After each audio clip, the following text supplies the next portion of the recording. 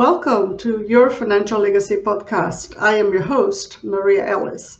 On every episode, I will bring you my perspective and the perspective of my guest on financial planning and estate planning topics. Here at the Financial Legacy podcast, we are changing lives one person at a time. To help you create a financial plan that will lead you to success, connect with us at financiallegacy.live for your complimentary consultation. Today we're having a special guest, a real estate attorney, Lynn Figman. Lynn specializes in doing both residential as well as commercial real estate. And we are extremely lucky today because not only is she going to be addressing you as a potential seller, but also you as a potential buyer, and also we'll be talking about the current market conditions, both of residential as well as commercial. So we're going to be doing 3 consecutive episodes. I hope you could join us in all of them. So for now, please help me welcome Lynn Figman.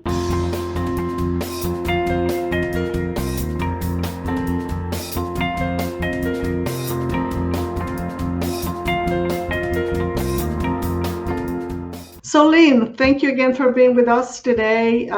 We have been very lucky, and our audience has been very lucky to have your input if a person is a buyer versus a person that is a seller, what it is that they're looking for. So could we now, and we chat about real estate, and now we're switching a little bit, or a lot, I should say, to the commercial space.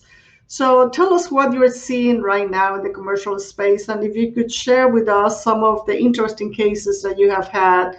As we know, due to COVID, real estate in Manhattan, both residential and commercial are down, but very soft market, but even worse in the commercial side because all of us are working from home, right? So what are Yes. you seeing, and more specifically when it comes to the any potential deals that you're working on or have been working on, or either now or previously, in terms of challenges in creating, a contract, whether it's an office space or industrial, because all of that, perhaps we could start with defining what is commercial real estate. Right. It's a whole nother world from residential, as we discussed in your prior segments. And as important is, if you're going to invest in commercial properties in New York, you must have a team that understands commercial properties in New York City. Again, the broker financial, it's a very similar procedure in terms of working with you, Maria, to locate the property, Right. doing the term sheet, which is a lot more complicated and time consuming in a commercial deal, doing the due diligence, which is a lot more time consuming, doing the contract, which is a lot more time consuming. But for me as an attorney, it's easier, although more time consuming, to work on a commercial deal than on a residential deal, for reasons we can discuss later on if we have the time. Commercial property in New York takes the form of an office building, a warehouse, vacant land that is zoned for commercial. It can be a condo, and frankly, there are commercial co-ops and condos. It can be a multi-tenanted residential building, which sort of is a hybrid of residential and commercial, but in terms of the contract, the brokering, the due diligence, is really a commercial deal. Warehouses rather, right now, or I should say pre-COVID, because we're filming this during COVID times. Correct. Buying and selling of warehouses and storage space, what is commonly called industrial properties, again, under the umbrella of commercial, was the hottest market in commercial real estate in the New York metro area. That is commercial real estate. Again, just a very easy definition. If you're going to buy 1 or 2 condo or co-op units or a house to live in, to rent to people who are going to live in, you're on the residential side of of the deal. If you're going to buy an apartment building that has residential tenants in it, if you're going, or commercial tenants in it, if you're going to buy a warehouse, if you're going to buy a functioning mall, shopping mall, or what's known as a strip mall in New York, where you have one-story retail stores strung together. All of that comes under commercial and mandates a very different, much more intense contract and due diligence period. And the contracts, of course, there are different negotiation aspects of that. Some of the contracts are simply based on a net versus gross. Some others, the actual owner participates on the net income of that property. Tell us what the differences are and what, in your view, is the best way of negotiating a contract like that. I know it's on a case-by-case basis, right? But the ones that you have seen very successful, that are sort of encouraging stories to share with people in these COVID times. To be honest with you, the commercial buying and selling market since COVID is on hold. I know. Unofficially, it is on hold. Yes. And that's because buying commercial is truly an investment for the long haul. Particularly in New York City, you don't flip a commercial property. And in New York, the cycles are long regarding commercial property. Yeah, you're looking 10, 15, 20 years, right? Exactly. So the importance, and as an attorney, I have to be very careful because I've been doing it a long time. I've watched different cycles. I pay attention to the taxes, the tax consequences, et cetera, but I'm not an expert in those areas. And so I have to defer very carefully and completely to the financial advisors and the brokers who are putting the deal together. My job as a lawyer is, again, the basics that we discussed in the residential contract. Purchase price, form of financing. What are the due diligence provisions? What is included in the sale and what isn't? Those don't change from residential contract to commercial contract. But what does change is the robustness of the due diligence, and for example. And so in doing the contract, a commercial contract, due diligence is probably the number one clause to pay attention to. Where in residential, we discussed the financing contingency and the personal property that is included. Well, the due diligence clause in a commercial is very important because, again, it's what isn't there that the buyer's attorney has to look for. And again, it depends on the type of property. You have a checklist for a residential building that has 200 units. You have a checklist for a warehouse. You have a checklist for a shopping mall. You have a checklist for an office building, which is the most common commercial conveyance in New York City. You have an office building that is filled with service providers, lawyers, accountants, brokers, etc. Historically, that is the commercial deal in New York City, particularly in Manhattan. Yeah, and now we're seeing a huge shrinking of that space, meaning because we're able to work from home, the office space is really, really suffering. So, a law firm that used to have, 100 attorneys with a lot of space needed, now people are encouraged to work from home. So they are actually renegotiating those deals, right? Right. Because they don't need 100,000 square feet anymore since everybody's working from home. So have you seen any of those happening at this point, and what? Oh, yeah. Yeah.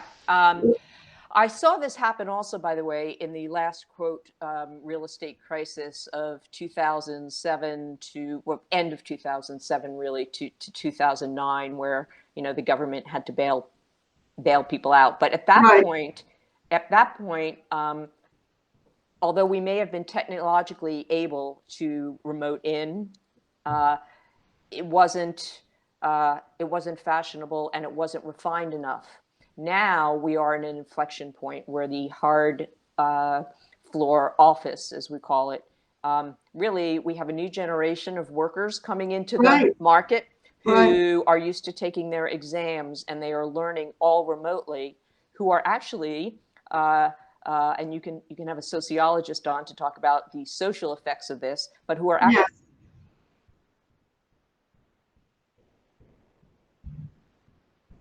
are sitting in a hard floor office.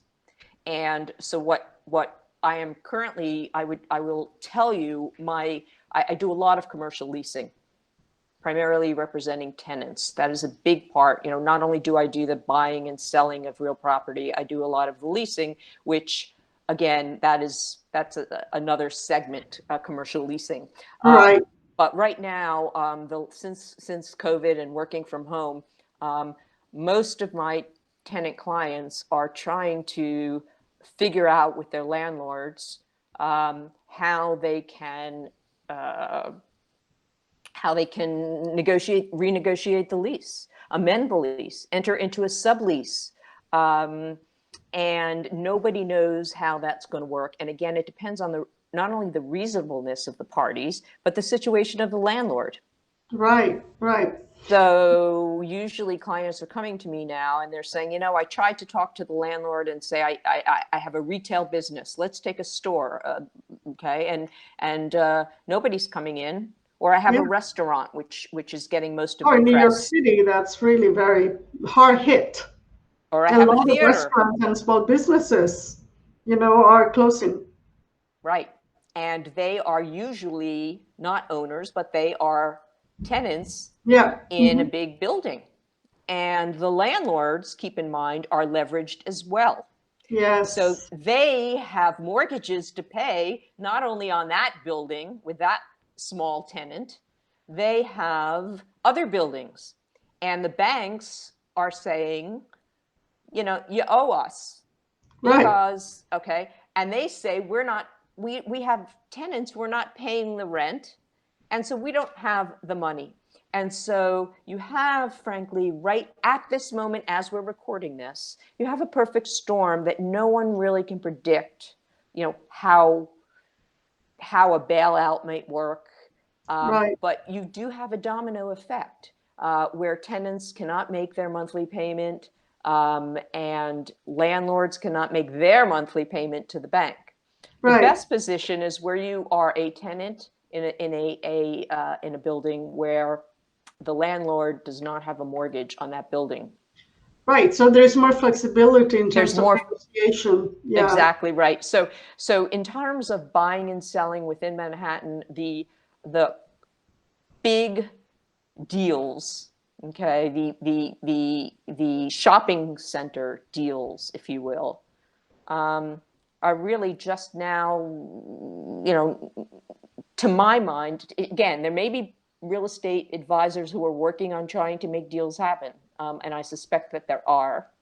But from a lawyer's perspective, I have not done a commercial contract since the pandemic shut down businesses, because really no one knows what the fallout is. I will also add that as we record this, the current governor of New York, Governor Cuomo, has put in a series of executive orders which stop evictions Right. of tenants. So And that goes for both residential and commercial? yeah. So again, when that expires, he keeps renewing it. Mm-hmm. What will the fallout be? Who will be left? And Yeah. so as a lawyer, I have to say that my commercial practice has been representing tenants who are trying to keep their businesses afloat and stay in their spaces in one way or another, because we know that this is hopefully short-lived in the scheme of the history of New York. Yes. So those tenants that have had cash reserves or who have access to a line of credit are more likely to survive than the others.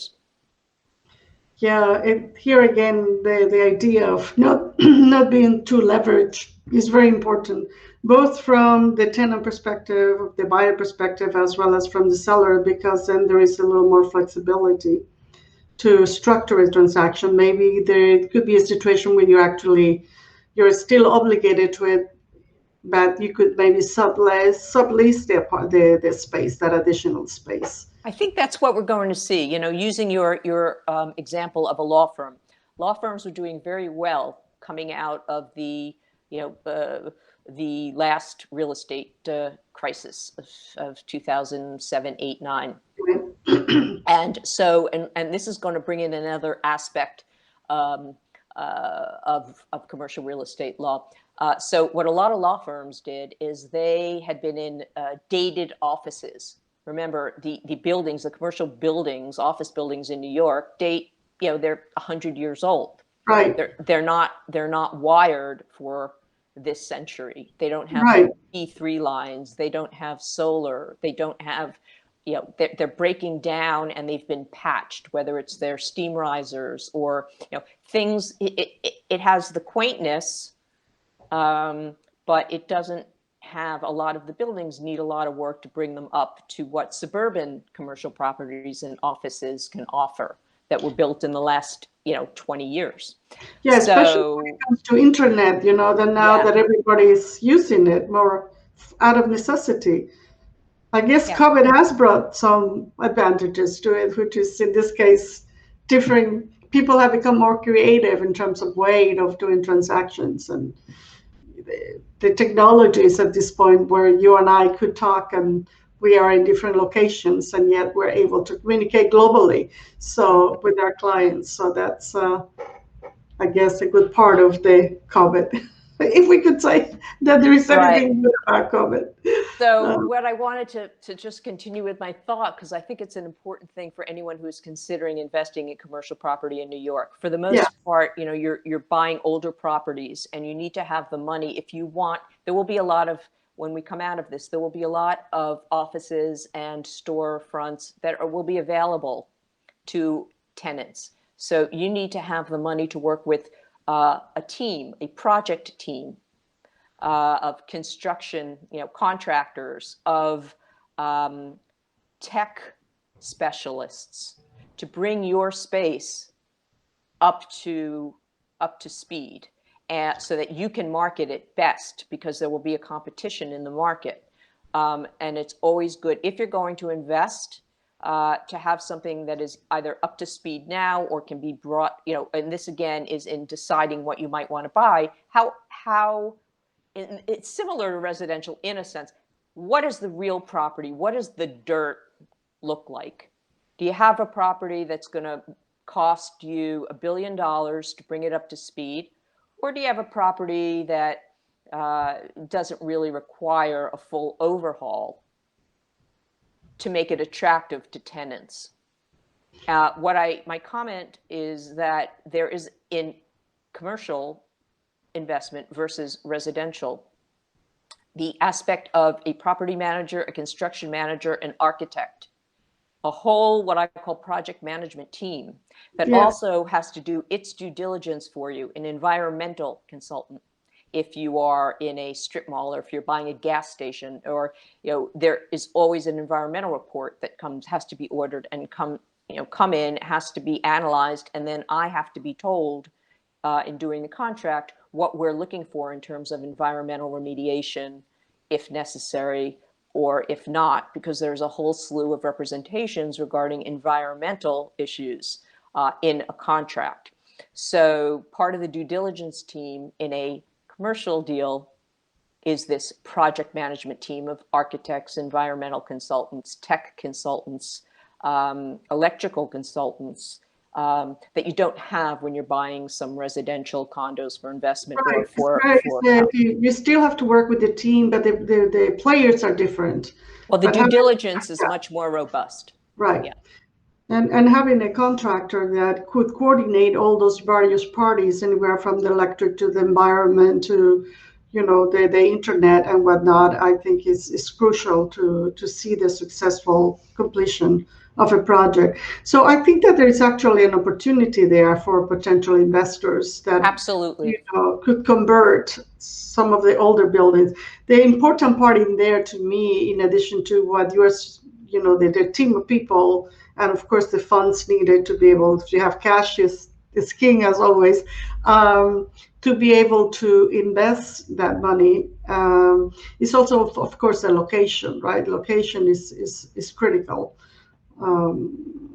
because real estate is all about location. Right. And it is. And in New York, it is important. And Maria, I'm sure that your research shows that the buildings that are closer to Penn Station, train station, Grand Central train station, Port Authority bus station, probably go for, higher higher price Yeah, than obviously those that require workers to come in from the suburbs via mass transit and then get onto a subway or a bus further to get to their offices. yeah, that's right. That's part of the overall pricing package that takes place. So I think we're going to see people, again, we're at an inflection point because of COVID, but frankly, we're also, if we look beyond that, we're at an inflection point in New York because of technology and the dated nature of a lot of the commercial product in New York City. So, you really have to be conscious of that. And people say, well, I refer them to you, Maria, but, when they ask me, should I invest? Is it a good time? Is it not? The standard refrain is New York will always come back. Right. The question always is timing. Are you investing for 5 years, or frankly, are you investing for 25 years? Yeah, especially when it comes to commercial real Yeah, estate, commercial. you have to have a long-term horizon, Yeah. so 15, 20 years. Yep. And even in leases, I mean, you want to be able to do leases that are longer term in nature, Mm-hmm. right? Because you don't want to have to move every 5, 10 years. Right, but And a wise attorney will advise you to build in certain time markers where the lease rent and amenity, increase over it, time, right? yeah, Yeah, escalate as it's called in the contract. Yeah. yeah. Don't No, forget you have taxes as well in New York. You oh know, my God, yeah, that's what we're talking. Tell a little bit more about the different kind of leases, like the net lease versus gross, as an example. What are the implications of that? okay, I'll be very again. We can't get into the absolute meat of these clauses, but a gross lease means that the tenant's rent includes what is the base monthly rent, you usually Right, pay every month. It includes what is called CAM, which are the carrying cost, the taxes uh, on the property or that portion of the property. It includes the electric, it includes maintenance. So a gross lease, basically, if you're trying to budget when you're buying how much it's going to cost you per month, you can pretty much say, okay, I'm paying $1,000 a month, and that I don't really have to worry about what is called additional rent, my tax consequences, my utilities consequences, other things that go into the common areas.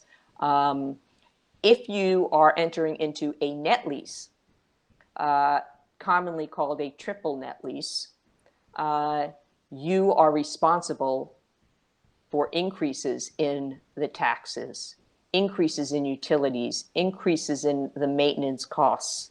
So you're paying your base rent to the landlord, and then depending on the taxes, the maintenance, the utilities, you are paying with every monthly rent check, you are paying your portion of those costs as well. It is triple net in that it trickles down to you. So it's a little harder to budget because you don't know what those things are going to be. So Yes, again, you need to have a variance there in your budget. that's right. That's right. So again, it becomes, well, are taxes going to, I'm not going to focus on utilities because those are highly regulated and, Right. They're not going to pop that much. But, what's happening with taxes? New York State, New York City, they're all saying they're broke, for example. Does that Yes. mean that they're going to increase the taxes, which if you're in a triple net lease as a tenant, are you suddenly going to see that in addition to your base rent, your additional rent includes this jump up in taxes because that's what the government deemed necessary? Right. If you're in a gross lease, however, you may not be as concerned about that because it's covered in your one monthly fee generally. Yeah, so it has to be, again, it's important to work with a team that is going to advise you as an investor as to how to even structure and to negotiate the contracts, whether you're leasing or whether you're buying. And in either case, we're looking really at a longer term, and it's all out there to, I call it, have fun with, but in terms of the negotiation process. And it just varies, and so it's not a one recipe for all. I mean, it's just very individual.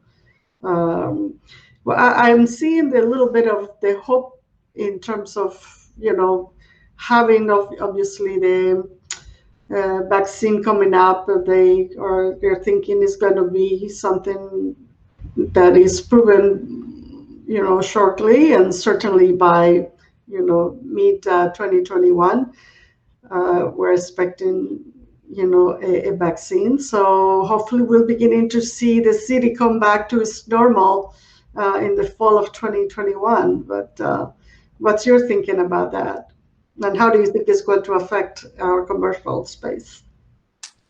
Well, I think that prices now are probably pretty darn low. So because nobody can mark to market, no one can really guess when the market. Yeah. I mean, it's the great real estate game of New York, whether you're in residential or commercial. Right. So I think it really comes down to, if you want to buy, finding that best buy in the best place, all of the aspects that go into finding the best place for you to buy or to lease, and your own financial wherewithal and your ability to weather risk, and your time frame.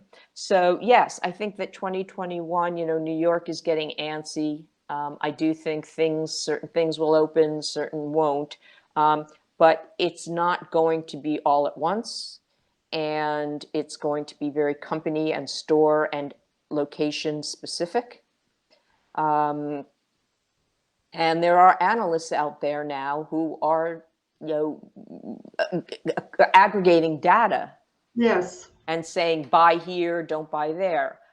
If I had cash, I would bet on New York and if my time frame was 30 years from now,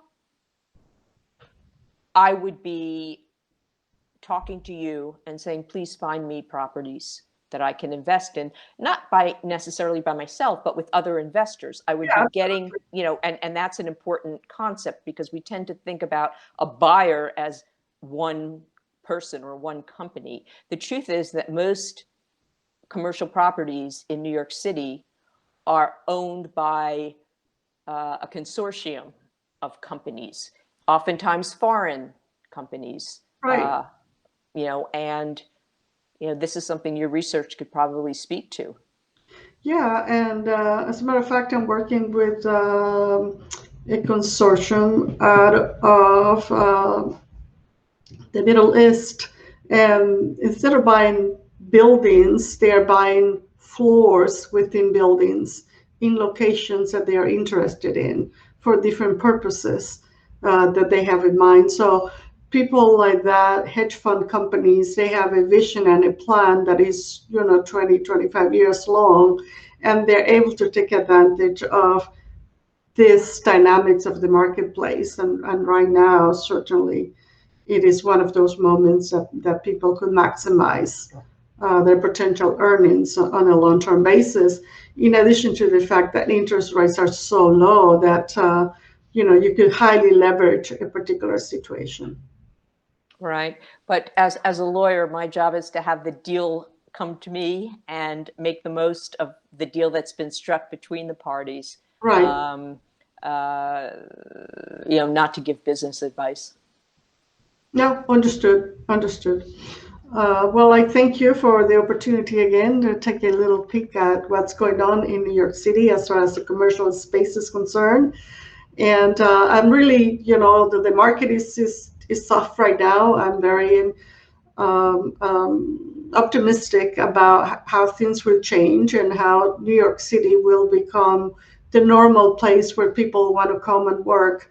Prior to COVID and even now, we have a lot of high-tech companies in the city. And so I think that we will, history will tell that we have fared this situation again well. So I'm looking forward to doing commercial deals with you and some of our clients. So thanks again for the opportunity. Thank you. Of getting some ideas from you and helping hopefully with some of the questions that some of our clients may have. And again, we'll talk to you soon. Keep always well. Always open to chat. Thank you. Love working with you, Maria. You're the best. Thank you. Likewise, Lynn. Be well. Thank you. Bye-bye. Bye-bye.